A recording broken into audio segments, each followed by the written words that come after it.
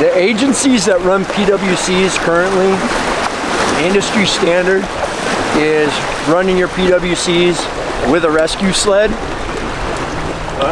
So we still go through the fundamentals, kind of use those, that foundation, the building blocks in the beginning of doing everything without the sled, without the actual rescue board. The reason why we do that is because the rescue board, as far as performance-wise, it takes about 70% of your performance away from the actual ski. So where these guys are executing these nice tight turns, going through the O course, now you put 4 to 5 feet basically hanging off the back of the board with another 200 pounds hanging back there, and it's attached with bungees. So the bungees don't have, it's not a hard connection, they kind of give a little bit, so it creates almost like a fishtail effect. So not only do you have that distance hanging off the back, but then you have that piece kind of pulling you out, trying to pull that pump out of the water. Unwrap your line all the way, your center point, and then you can make that center connection first, if you like. And then as far as your sides, it's going to be one at a time. You're going to bring it over to the one side, connect that, and then bring it over to the other side.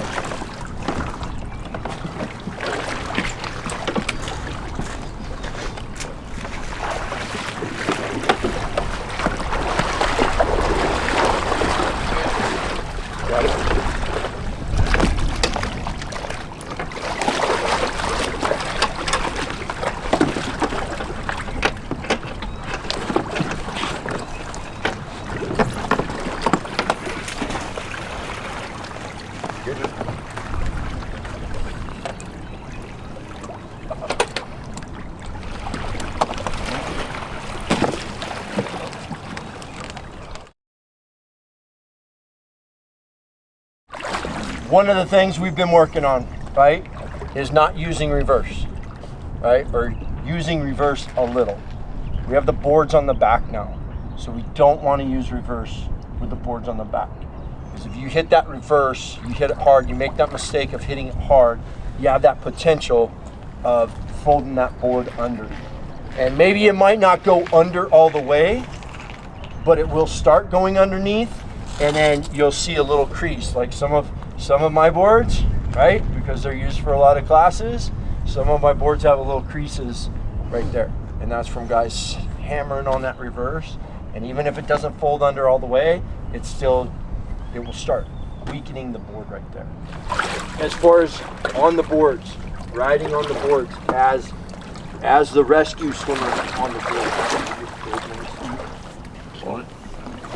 As far as being on the board, right? A couple different ways you can ride on it. You can ride on it like this. If you're flexible, you can ride on it like this. But remember, you as a rescue swimmer being on the back, what are you trying to help do?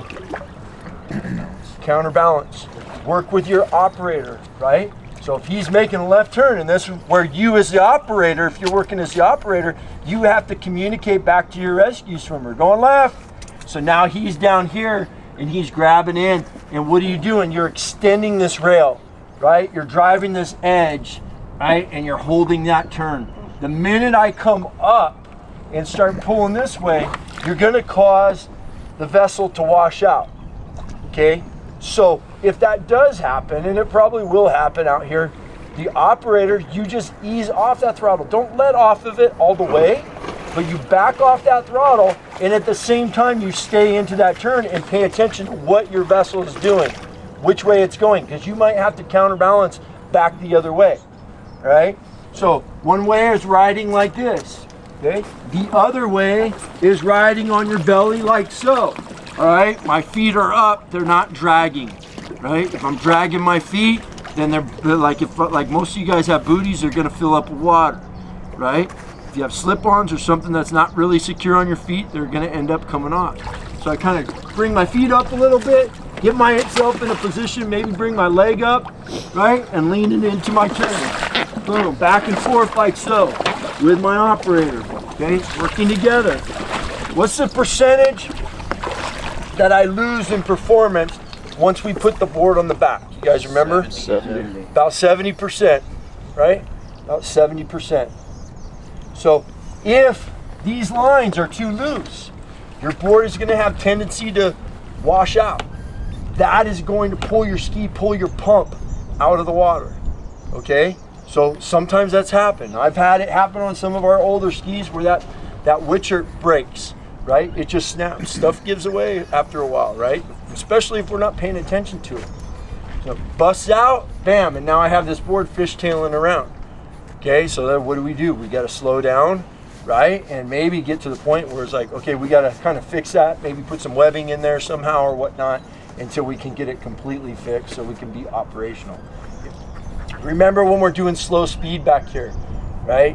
When you guys are out doing training and whatnot, what's building up right here or what's potentially building up right here? CO, right? Our exhaust is all coming out the back right here. Okay, those little pipes coming out the back so it can pull up right here.